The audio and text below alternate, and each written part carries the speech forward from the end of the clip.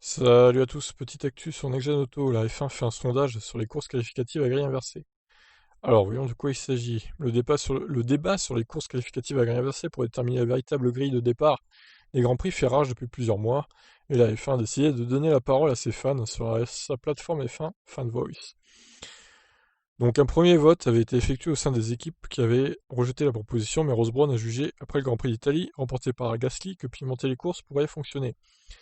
Donc plusieurs sondages, plusieurs questions sont posées dans ce questionnaire, dont le nom est Sondage sur les courses qualificatives à grille inversée en français. Les sondés doivent notamment dire à quel point ils ont aimé l'aspect imprévisible de la manche italienne et la remontée de Lewis Hamilton lors de cette même course, et s'ils ont apprécié de voir des pilotes inattendus de se battre pour la victoire. Le projet décrit est une course de 30 minutes dont la grille de départ serait formée par l'ordre inverse du championnat du monde et qui remplacerait la séance qualificative en 3 phases telle qu'on la connaît. D'accord, donc en gros, si je comprends bien, le départ de la course, ce serait avec des Williams en tête, suivi de Haas, de Alfa Romeo, en gros, ça serait ça, quoi. Puis Alfa Tauri, etc., etc.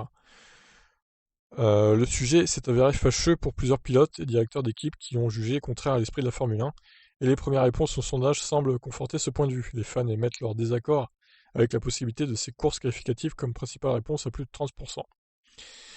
Bon, alors oui, ça pose plusieurs problèmes. Déjà, si on retire les qualifications, les stats des qualifs, du coup, les records de nombre de pole position, etc., il n'y aurait plus. Donc ça supprimerait les qualifications, je trouve ça un peu dommage pour l'esprit et les statistiques de la Formule 1. On me dira, les statistiques de la Formule 1 avec les changements de barème de points, il a volé en éclats déjà depuis pas mal de temps suite à ça, mais bon, au moins on a toujours les qualifs et les pôles, etc. Donc là, pour le coup, ça serait un peu artificiel, je trouve. Faudrait que du coup Mercedes partirait dernier. On aurait Red Bull en avant-dernière ligne. Du coup, il y aurait une remontée de tout ce beau monde pendant 30 minutes. Alors c'est sûr que ça ferait du show, hein, mais du coup, bah, la pole, elle vaudrait plus rien. Enfin, elle vaudrait pas grand-chose, quoi. Parce que si elle écrase des leaders et tout, du coup, ça serait une pole un peu improbable d'une McLaren ou d'une Renault, alors que finalement, elle mériterait pas vraiment. Bref, c'est un peu bizarre. Moi, je suis pas trop d'accord avec ce système de qualification. Faire des courses qui comptent pas avec une grille inversée, pourquoi pas. Mais bon, là, pour le coup, ça me paraît un peu artificiel quand même. Voilà, je vous laisse vous donner votre avis. Ciao!